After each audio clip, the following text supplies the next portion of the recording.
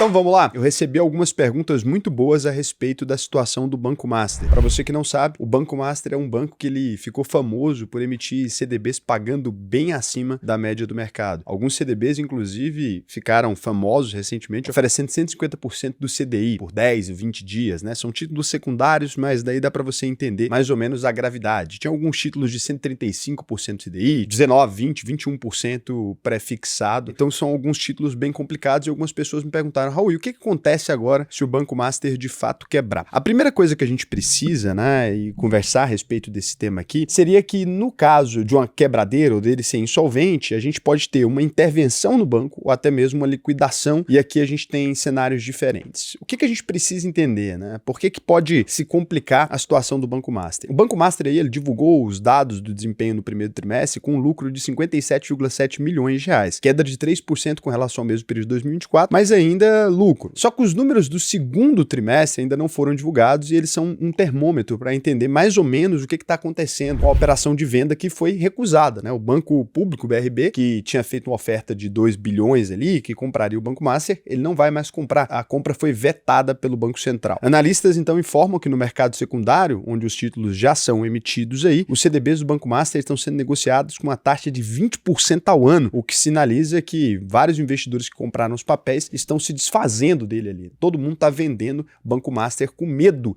do risco. E aí algumas pessoas me falaram, né? Mas a gente tem aqui uma situação onde o Banco Master pode quebrar? De fato, gente, o Banco Master ele extrapolou muito os limites de risco e é óbvio, né, que quando você extrapola esses limites de risco na operação, você pode ter um problema de insolvência. Para quem tem investidos atualmente até 250 mil reais no Banco Master, você não teria problema. Você vai receber esse dinheiro aqui do Fundo Garantidor de Crédito. Eu já expliquei aqui como é que ele funciona. Ele é uma entidade organizada pelos próprios bancos e ele te devolveria, né? Só que aqui fica um ponto. Se você ultrapassou esse valor, então não importa. Você investiu 250 mil, mas hoje em dia está 300 mil lá. Você receberia somente até o limite dos 250 mil. Se o Banco Central decretar de fato a intervenção ou liquidação dessa instituição, várias partes do Banco Master são vendidos ali para ajudar a lidar com esse problema que pode acontecer e o FGC ele é acionado com o objetivo de minimizar os riscos. Os bancos criaram isso porque senão todo o sistema financeiro ficaria em dúvida, né? Porque aí quando você olhasse para uma conta corrente, etc, ali você teria medo, né? Então o fundo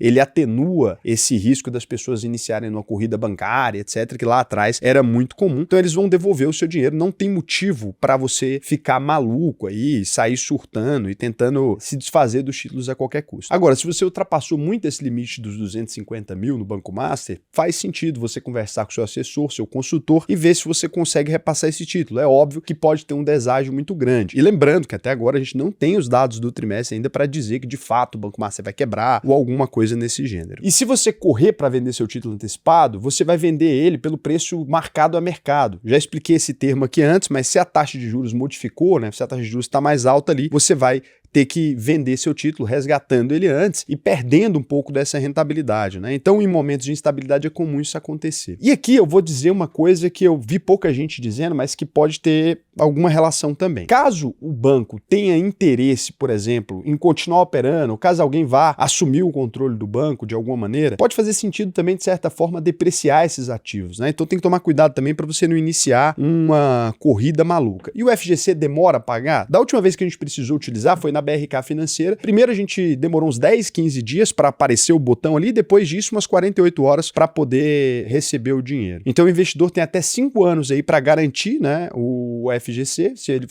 o banco quebrar agora, você não prestar atenção, não sabe que tem um título, até 5 anos você pode. Então isso aqui não é um problema tão sério assim para o investidor. E pro caso do Banco Master aqui, não significa que o BRB também não vai adquirir ou que outro banco não vai adquirir, porque ele tem uma carteira de crédito muito interessante em alguns cenários. A negociação ter sido vetada, pode ter sido uma questão do preço, eles podem refazer as negociações, né? Ele pode fazer uma outra proposta. Pode, por exemplo, ter sido negado pelo Banco Central também, porque virou uma notícia que era um banco público e que os ativos não estavam valorizados da forma correta, e porque a negociação também permitia que o controlador continuasse controlando o banco. Então tem uma série de questões aí que essa operação, né, ficou complicada. O mercado inteiro estava falando que essa era uma operação de salvamento pro tal Daniel Vorcaro aí no mercado, que tem boas relações em Brasília, com o Centrão, etc. Então agora pode estar simplesmente rolando uma confusão, pode ser que essa confusão se resolva e fique tudo bem. Outra coisa coisa que pode acontecer também é a venda fatiada dos ativos, né? Alguém pode assumir determinada carteira de crédito, outro banco pode assumir outra carteira de crédito, outro banco pode assumir outra carteira de crédito, e esses títulos, inclusive, que você tem na sua carteira, podem ser levados até o final com a rentabilidade que o Banco Master prometeu lá atrás. Existe um número que algumas pessoas não conseguem enxergar, que é o seguinte: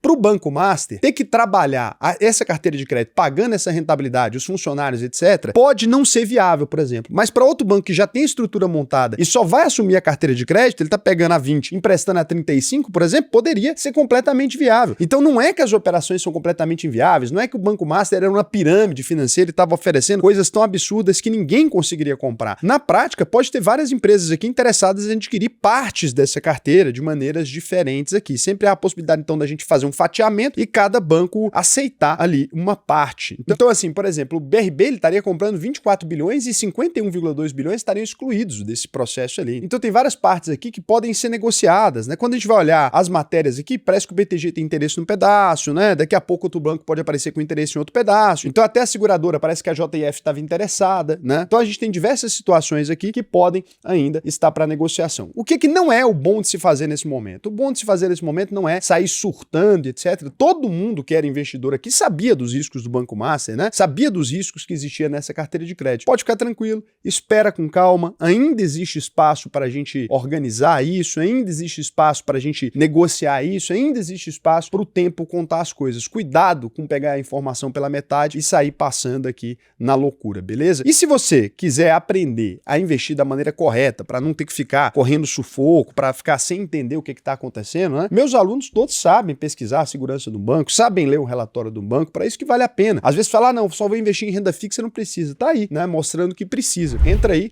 alvp.com.br, clica no botão Faça a sua análise de perfil, preenche o questionário até o final, que para mim vai ser um prazer te ensinar a investir no Brasil e no mundo todo, né? Eu faço questão de ensinar os meus alunos. E lembrando do compromisso da UVP, a UVP tem aqui, ó, na home do site um compromisso nosso que é o seguinte: se você entrar na UVP, concluir todas as aulas até o final e não aprender a investir, você mesmo diz isso, a gente devolve 100% do seu dinheiro, é nosso compromisso público. Então entra lá que tem turma nova começando, tá?